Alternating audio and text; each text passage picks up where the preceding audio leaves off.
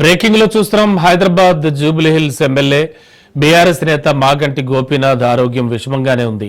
అపస్మారక స్థితిలో ఉన్న ఆయనకు వైద్యులు వెంటిలేటర్ పై చికిత్స అందిస్తున్నారు.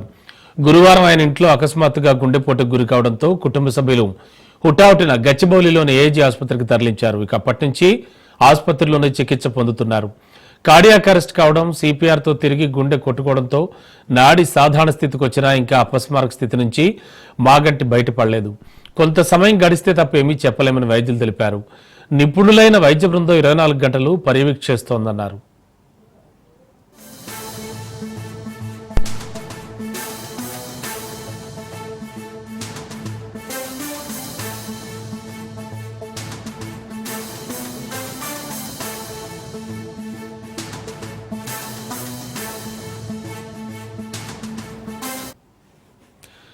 జూబ్లీహిల్స్ ఎమ్మెల్యే బీఆర్ఎస్ నేత మాగంటి గోపీనాథ్ ఆరోగ్యం విషమంగానే ఉంది. అపస్మారక స్థితిలో ఉన్న ఆయనకు వైద్యులు వెంటిలేటర్ పై చికిత్స అందిస్తున్నారు. గురువారం ఆయన ఇంట్లో అకస్మాత్తుగా గుండెపోటుకు గురి కావడంతో కుటుంబ సభ్యులు హుటాహుటిన గచ్చిబౌలిలోని ఏజీ ఆసుపత్రికి తరలించారు. అప్పటి నుంచి ఆసుపత్రిలోనే చికిత్స అందిస్తున్నారు. కార్డియాక్ అరెస్ట్ కావడం, సిపిఆర్ తో తిరిగి గుండె కొట్టుకోవడంతో పాటు నాడి సాధారణ స్థితికి వచ్చినా ఇంకా అపస్మారక స్థితి నుంచి మాగంటి గోపీనాథ్ బయటపడలేదు. కొంత సమయం గడిస్తే తప్ప ఏమీ చెప్పలేమని వైద్యులు తెలిపారు. నిపుణులైన వైద్య బృందం 24 గంటలు పర్యవేక్షణ జరుపుతున్నారన్నారు.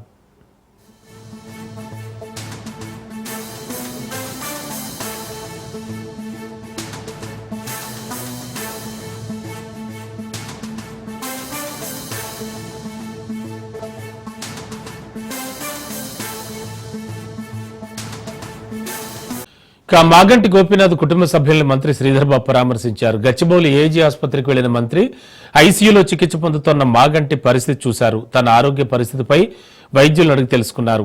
మాగంటి గోపీనాథ్ ఐసీయూలో చికిత్స పొందుతున్నారని మంత్రి తెలిపారు.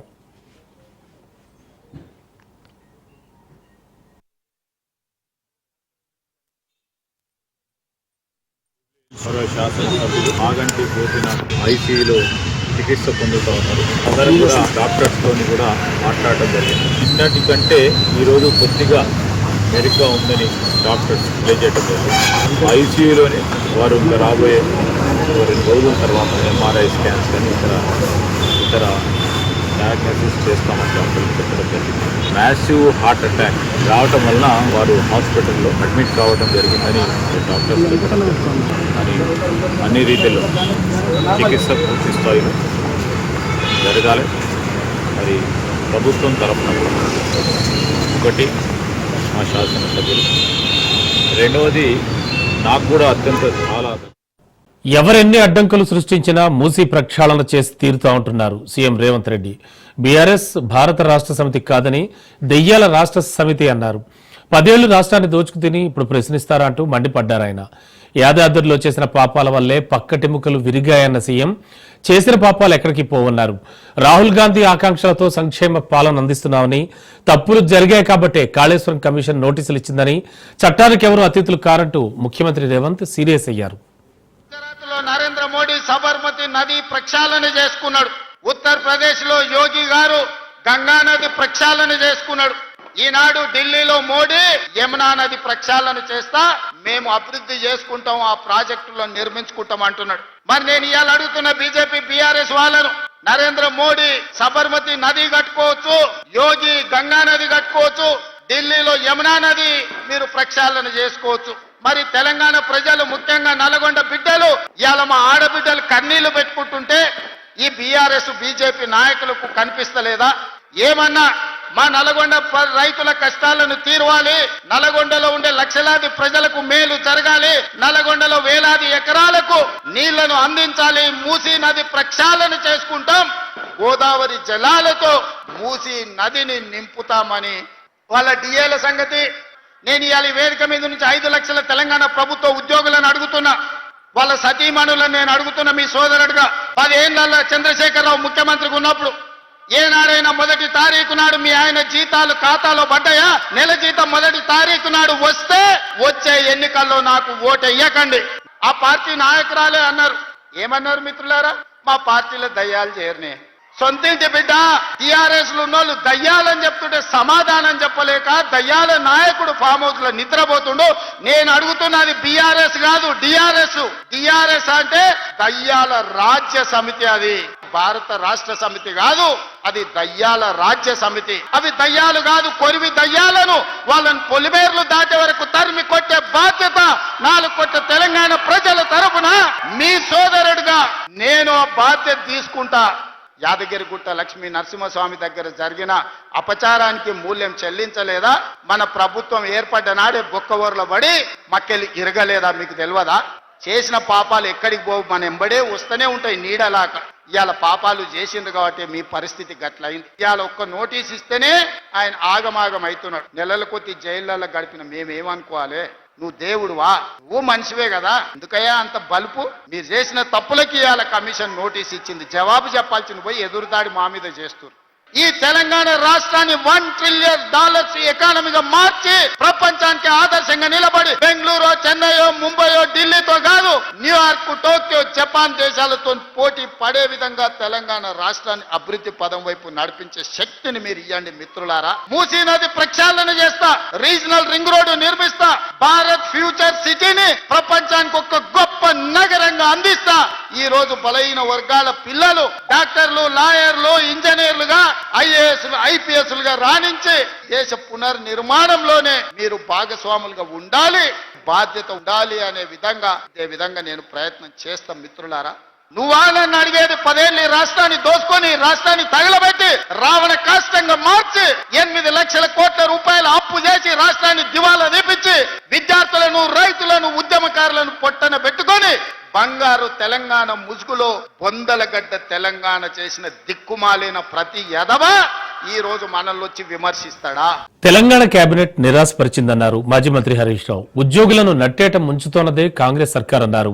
1 డిఏ కాదు 3 డిఏలు ఉద్యోగులకు ఇవ్వాలని డిమాండ్ చేశారు. మంత్రి ఉత్తమ్ పూర్తిగా విఫలమయ్యారన్నారు. బనకచర్లపై ఎందుకు మాట్లాడడం లేదని హరీష్ రావు, చంద్రబాబు నీళ్లు తరలించకపోతుంటే గుడ్లప్పగించి చూస్తారంటూ నిలదీశారు. బీజేపీకి బనకచర్లపై మాట్లాడే హక్కు లేదంటూ హరీష్ రావు చురకలంటించారు. 1 డిఏ ఇస్తాం, దానికి ఎన్ని కథలు.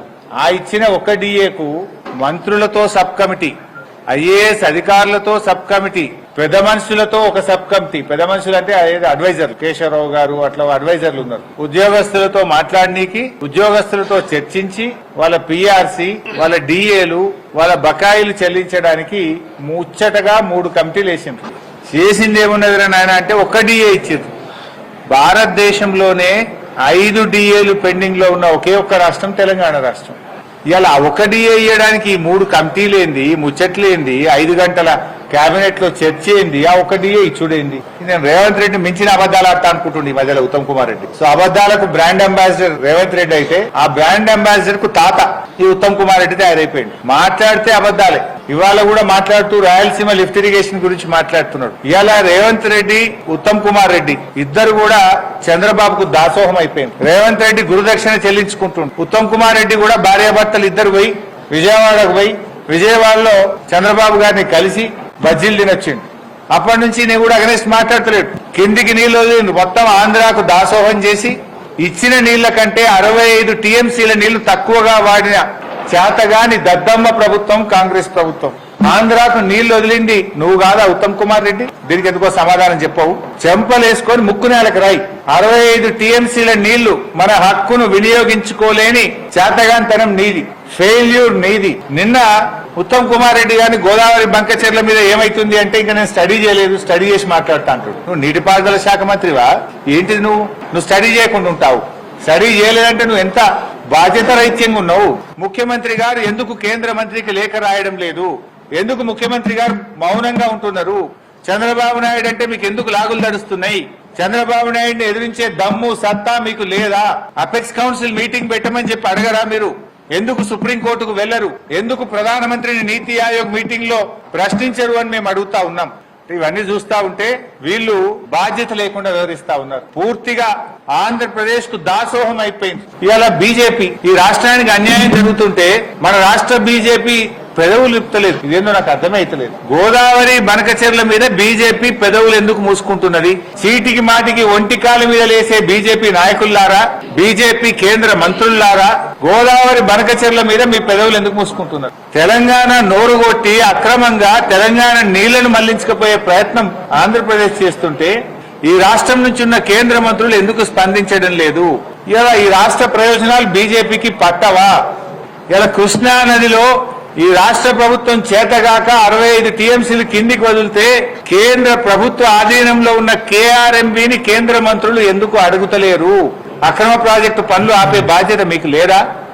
ఎలాంటి అనుమతులు లేకుండా అక్రమంగా కడుతున్నటువంటి గోదావరి బనకచెర్లను ఆపే బాధ్యత మీకు లేదా అని నేను బీజేపీ ఎంపీలను కూడా ఈ సందర్భంగా కేంద్ర మంత్రి కాళేశ్వరం కమిషన్ విచారణ అనంతరం బీజేపీ ఎంపీ ఈటెల రాజేందర్ కీలక వ్యాఖ్యలు చేశారు. తన 25 ఏళ్ల రాజకీయ జీవితంలో నైతిక విలువలతో ఉన్నానన్న ఈటెల తెలంగాణకు మొట్టమొదటి ఆర్థిక మంత్రిగా పనిచేశా అన్నారు. 2016లో తుమ్మిడిహట్టి ప్రాజెక్టు అంచనా 16,000 కోట్లుంటే ఆ తర్వాత 38,000 కోట్లకు పెంచారని ఈటెల వెల్లడించారు. కాళేశ్వరానికి మొదట్లో 63,000 కోట్ల అంచనా వేయగా తర్వాత 83,000 కోట్లకు పెరిగిందన్నారు. తుమ్మిడిహట్టి ద్వారా నీటి అవసరాలు తీరమని రిపోర్టులు వచ్చాయని వెల్లడించారు. ప్రత్యామ్నాయం చూడాలని ప్రభుత్వం కోరడంతో కాళేశ్వరం ఎంపిక చేసినట్లు చెప్పారు. చివరికి ఎంతైందో తనకు తెలియదన్నారు.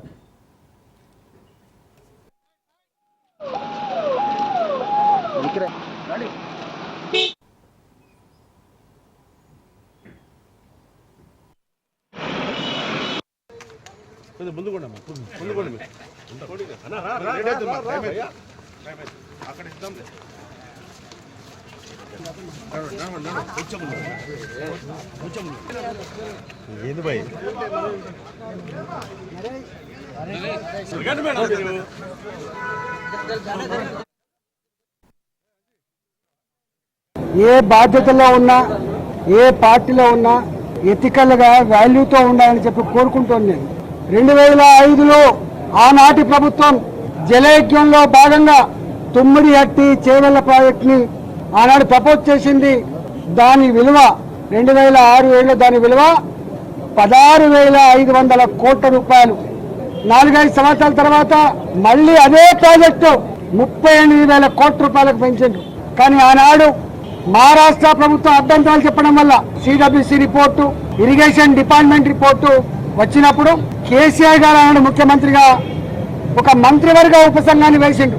హరీష్ రావు గారి నాయకత్వంలో వారు ఆనాడు ఇరిగేషన్ శాఖ మంత్రి, నేను ఆర్థిక మంత్రిగా, అదేవిధంగా ఇవాటి మంత్రిగా ఆనాడు మంత్రిగా ఉన్నటువంటి తుమ్మల నాగేశ్వరరావు గారు ఆర్ఎండ్బి మంత్రిగా మంత్రివర్గ ఉపసంఘం వేసిండు. మంత్రివర్గ ఉపసంఘం సిడబ్ల్యూసి రిపోర్ట్లు, ఇరిగేషన్ డిపార్ట్మెంట్ ప్రతిపాదనలు, వాళ్ళ అవసరాన్ని కూడా మా ముందుకు పెట్టినప్పుడు మేమన్నాం, ఒకవేళ కనుక ఈ తుమ్మిడిహట్టి చేవెళ్ళ మన అవసరాన్ని తీర్చకపోతే మరో ప్రత్యామ్నాయ మార్గాన్ని అన్వేషించమని చెప్పినప్పుడు వారు అనేక రకాల సర్వేలు చేసి, అది టెక్నికల్ వాళ్ళు కాబట్టి ఇవాళ మేడిగడ్డ, సుందిల్ల, అన్నారం ప్రాజెక్టులకి వాళ్ళు ప్రపోజ్ చేశారు. ఆనాడు ఆ ప్రాజెక్ట్ కాస్ట్ 63,000 కోట్లు అని చెప్పి వాళ్ళు అంచనా వేశారు. ఇరిగేటెడ్ ఏరియాకు స్టెబిలైజ్ చేయాలన్నటువంటి నిర్ణయాలు, అనేక రకాల నిర్ణయాల వల్ల అది 82,000 కోట్లకు పోయినమాట వాస్తవం. మమ్మల్ని అడిగిన ప్రశ్న ఏంటంటే, మీరు ఆర్థిక మంత్రిగా ఉన్నారు కదా, ఈ డిజైన్లతో, ఈ కన్స్ట్రక్షన్తో, ఈ టెక్నికల్ ఆస్పెక్ట్తో మీకు సంబంధం ఉందా అని చెప్పి అడిగారు. మాకు ఏమీ సంబంధం ఉండదు. రెండో ప్రశ్న, వాళ్ళని కాళేశ్వరం స్పెషల్ పర్పస్ వెహికల్ అయితే పెట్టిండ్రో, కాళేశ్వరం ఇరిగేషన్ ప్రాజెక్టు కోసం ఒక కార్పొరేషన్ పెట్టిండ్రో, ఆ కార్పొరేషన్ రుణాల మీద మీకైనా అధికారం ఉందా అడిగిండ్రు. కానీ కార్పొరేషన్ మీద ఆర్థిక డిపార్ట్మెంట్కి, ఆర్థిక మంత్రికి ఏం సంబంధం లేదు. వాళ్ళు ఆనాడు ప్రాజెక్ట్ రిపోర్టు బ్యాంకులకు సబ్మిట్ చేసి డబ్బులు తెచ్చుకున్నారు, వాళ్ళే ఖర్చు పెట్టుకుని తప్ప మాకు సంబంధం లేదు. కాళేశ్వరం కార్పొరేషన్ కింద ఏ డబ్బులైతే ఉండనో వాళ్ళే నేరుగా పే చేసుకున్నారు, మాకు సంబంధం లేదు. బడ్జెట్ అలొకేటెడ్ డబ్బు అయితే ఉందో మా దగ్గర అలొకేటెడ్ డబ్బు ఉంటే తప్పకుండా దాని ప్రకారం బిల్లు పే చేస్తాం తప్ప దాని వాల్యూ. అంటే బీజేపీ ఎంపీగా ఈటెల కేసీఆర్ కు క్లీన్ చిట్ ఇచ్చారన్నారు కాంగ్రెస్ నేత జగ్గారెడ్డి. ఈటెల కామెంట్స్ పై కిషన్ రెడ్డి సమాధానం చెప్పాలంటున్నారు. బీజేపీ స్టాండ్ కూడా ఇదేనో కాదో కిషన్ రెడ్డి క్లారిటీ ఇవ్వాలన్నారు. ప్రజల్ని కన్ఫ్యూజ్ చేస్తున్నారన్న జగ్గారెడ్డి, కిషన్ రెడ్డి స్పందించకపోతే బీజేపీ విధానం, ఈటెల స్టాండ్ ఒక్కటే అనుకోవాల్సి ఉంటుందన్నారు. కాంగ్రెస్ స్టాండ్ మొదటి నుంచి ఒకటే ఉంది. రేవంత్ రెడ్డి ముఖ్యమంత్రిగా అయిన వెంటనే కాళేశ్వరం సంబంధించిన అవినీతి అక్రమాలు జరిగినాయి అనే ఒక స్టాండ్ మీద, ప్రతిపక్ష స్టాండ్ మీద అధికార పార్టీ ముఖ్యమంత్రిగా దీని మీద ఒక కమిషన్ ఏర్పాటు చేయడం జరిగింది. బీఆర్ఎస్ గవర్నమెంట్ లో 10 ఏళ్ల కాలంలో నోరు విప్పని ఈటల రాజేందర్ ఆ స్టాండ్ గమనించండి. అదే Etela Rajender BRS finance minister, బీజేపీలో మోడీ గారు, అమిత్ షా గారు వీళ్ళందరేమో ఇది ఏటీఎం కార్డు బీఆర్ఎస్ కి ఆ కుటుంబానికి అని వాళ్ళన్నారు. ఇప్పుడు కమిషన్ వేసింది, అందరూ ఇప్పుడు స్టార్ట్ అయింది. ఈటల రాజేందర్ ఫస్ట్ అటెండ్ అయింది. బీజేపీ ఒక దిక్కు మళ్ళా ఇప్పుడు కాంగ్రెస్ ఉన్నా మీరు మీ స్టాండ్ ఏంది? బీజేపీ స్టాండ్ నాకు కావాలి. ఈ రోజు కమిషన్ ముందు అటెండ్ అయిన ఎంపీ ఈటల రాజేందర్ గారు, మీరు ఈ రోజు ఇచ్చిన కమిషన్ ముందు మీరు ఇచ్చిన రిపోర్ట్ ఏంటంటే కేసీఆర్ గారు ఎలాంటి అవినీతి చేయలేదు, అక్రమాలు చేయలేదు అని కమిషన్ ముందు మీరు క్లీన్ చిట్ ఇచ్చేసారు. మీరు మీ స్టాండ్ ఓపెన్ అయింది. మొదటి బీఆర్ఎస్ ఉన్నప్పుడేమో మౌనం అపోజిషన్. బీజేపీ ఎంపీగా ఈ రోజు ఈటల రాజేందర్ గారు కేసీఆర్ గారు క్లీన్ చిట్ ఇచ్చేసేసాడు. ఈయన ఎలాంటి అవినీతి చెయ్యలేదు అని చెప్పారు. నేను ఇప్పుడు కిషన్ రెడ్డి గారిని అడుగుతున్నా. కిషన్ రెడ్డి గారు ఈ రోజు కేసీఆర్ కి క్లీన్ చిట్ ఇచ్చిన ఈటల రాజేందర్ గారిని మాటని మీరు ఏకీభవిస్తున్నారా? దాన్ని సమర్థిస్తున్నారా? మీ స్టాండ్ బీజేపీ స్టాండ్ ఇదేనా? మీ స్టాండ్ ఇదే అని ఈటల రాజేందర్ మాట్లాడిందా? మీ స్టాండ్ బీజేపీ పార్టీ పక్షాన మీ స్టాండ్ క్లారిటీగా రావాలి. ఇది కాంగ్రెస్ పార్టీ డిమాండ్ చేస్తుంది. మీరు ఒకవేళ ఏం చెప్పలేదు అనుకోండి, మీ స్టాండ్ అదే అని అనుకుంటారు. ఏం కూడా ఒకవేళ కిషన్ రెడ్డి గారు ఈటల రాజేందర్ గారు ఇచ్చిన కేసీఆర్ క్లీన్ చిట్ అని మీరు ఏమి కామెంట్ చేయకపోయినా BJP stand Etela Rajender stand కట్టుబడి ఉందని మేము భావించాల్సి వస్తుంది Telangana Congress party. BRS working president KTR London నుంచి హైదరాబాద్ చేరుకున్నారు. మే 26వ తేదీన కేటీఆర్ విదేశీ పర్యటనకు వెళ్లారు. జూబ్లీహిల్స్ ఎమ్మెల్యే మాగంటి గోపీనాథ్ ఆరోగ్యం విషమంగా ఉండడంతో కేటీఆర్ తన విదేశీ పర్యటన అర్ధాంతరంగా ముగించుకుని నగరానికి వచ్చారు.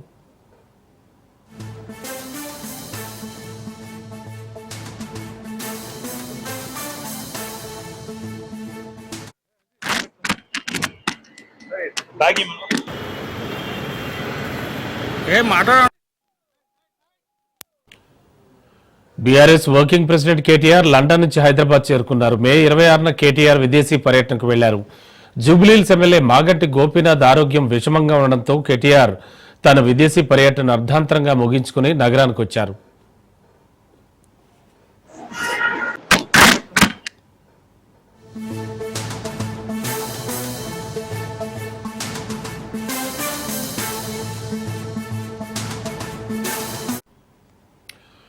ములుగు జిల్లాలో ఇందిరమ్మ ఇళ్ల లబ్ధిదారుల ఎంపికలో భారీ అవకతవకలు జరిగాయి. నార్లాపూర్ గ్రామంలో నిరుపేదలకు అందాల్సిన ఇళ్లను ఆస్తులున్న వాళ్లకు కేటాయిస్తున్నారని స్థానికులు ఆరోపించారు. ఒక్కో ఇంటికి 40,000 నుంచి 50,000 రూపాయల వరకు వసూలు చేస్తున్నారని స్థానికులు మండిపడుతున్నారు. డబ్బులు వసూలు చేస్తున్న వారిపై చర్యలు తీసుకోవాలని స్థానికులు డిమాండ్ చేశారు.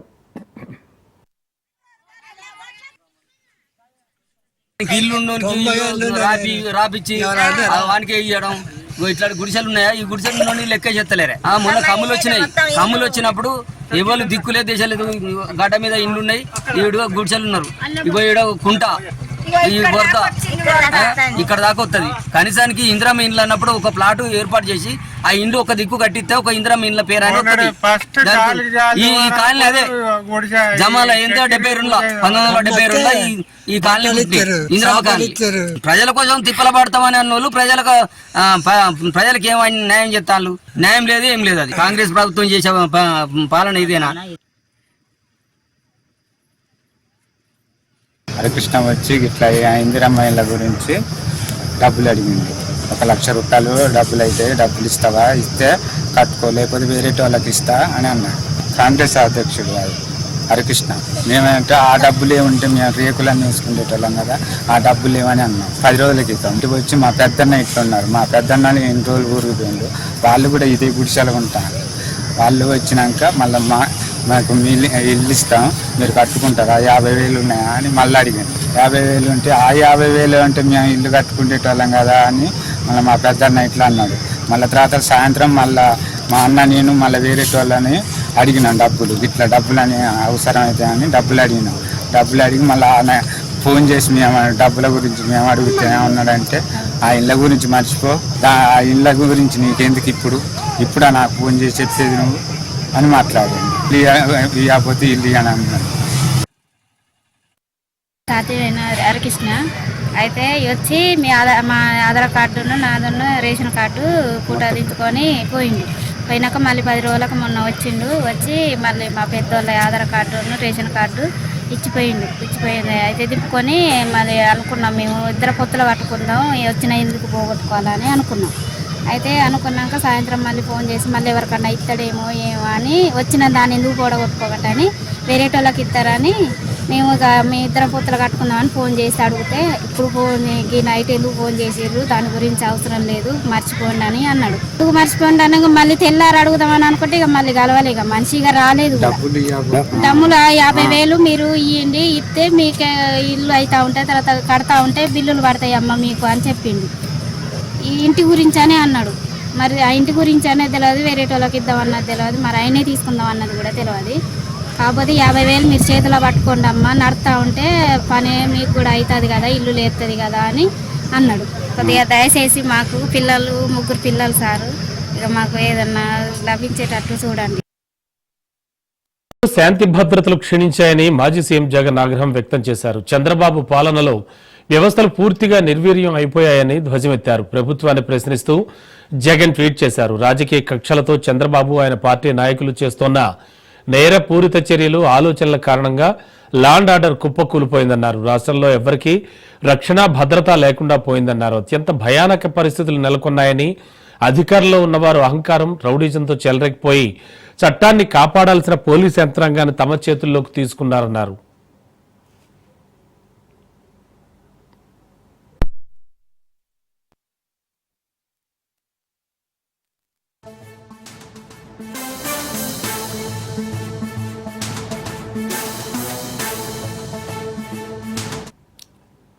చూస్తూ ఉన్నాం. ఏపీలో శాంతి భద్రతలు క్షీణించాయని మాజీ సీఎం జగన్ ఆగ్రహం వ్యక్తం చేశారు. చంద్రబాబు పాలనలో వ్యవస్థలు పూర్తిగా నిర్వీర్యం అయిపోయాయని ధ్వజమెత్తారు. ప్రభుత్వాన్ని ప్రశ్నిస్తూ జగన్ ట్వీట్ చేశారు. రాజకీయ కక్షలతో చంద్రబాబు ఆయన పార్టీ నాయకులు చేస్తోన్న నేరపూరిత చర్యలు ఆలోచనల కారణంగా లాండ్ ఆర్డర్ కుప్పకూలిపోయిందన్నారు. రాష్ట్రంలో ఎవ్వరికీ రక్షణ భద్రత లేకుండా పోయిందన్నారు. అత్యంత భయానక పరిస్థితులు నెలకొన్నాయని, అధికారంలో ఉన్నవారు అహంకారం రౌడీజంతో చెలరేగిపోయి చట్టాన్ని కాపాడాల్సిన పోలీస్ యంత్రాంగాన్ని తమ చేతుల్లోకి తీసుకున్నారన్నారు జగన్.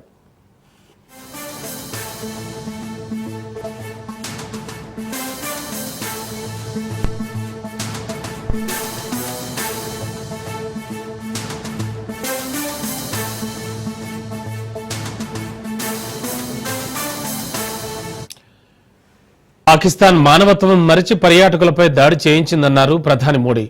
రికార్డు స్థాయిలో పర్యాటకుల సంఖ్య పెరుగుతోందని పాక్ కుట్ర చేసిందని, ఇందులో భాగంగానే పహల్గాంలో ఉగ్రదాడి చేసిందన్నారు. కశ్మీర్లో పర్యాటకాన్ని దెబ్బతీయాలన్న పాక్ కుట్రలను తిప్పికొట్టామన్నారు. పక్కాగా చేసిన స్ట్రైక్స్ తో ఉగ్రవాద శిబిరాలు ధ్వంసం అయ్యాయని మోడీ తెలిపారు. పహల్గాం దాడి మానవత్వానికి మచ్చన్న ప్రధాని, పాక్ ఎలాంటి అరాచకం చేసిందో ప్రపంచం మొత్తం చూసిందన్నారు. మనం ఉగ్రవాదులను టార్గెట్ చేస్తే పాక్ సామాన్యుల ఇళ్లు, ప్రార్థనా స్థలాలను టార్గెట్ చేసిందన్నారు. కశ్మీర్ అభివృద్ధిని ఎవరూ ఆపలేరని మోడీ స్పష్టం చేశారు. ఆపరేషన్ సింధూర్లో మన ఆయుధ సత్తాను ప్రపంచం చూసిందన్నారు. याद कीजिए, एक महीने पहले, ठीक 1 महीने पहले 6 मई की वो रात पाकिस्तान के आतंकियों पर कयामत बरसी थी. अब पाकिस्तान कभी भी ऑपरेशन सिंदूर का नाम सुनेगा तो उसे अपनी शर्मनाक शिकस्त याद आएगी. पाकिस्तानी फौज और आतंकियों ने कभी सोचा नहीं था कि भारत पाकिस्तान में सैकड़ों किलोमीटर अंदर जाकर के आतंकवादियों पर इस तरह वार करेगा.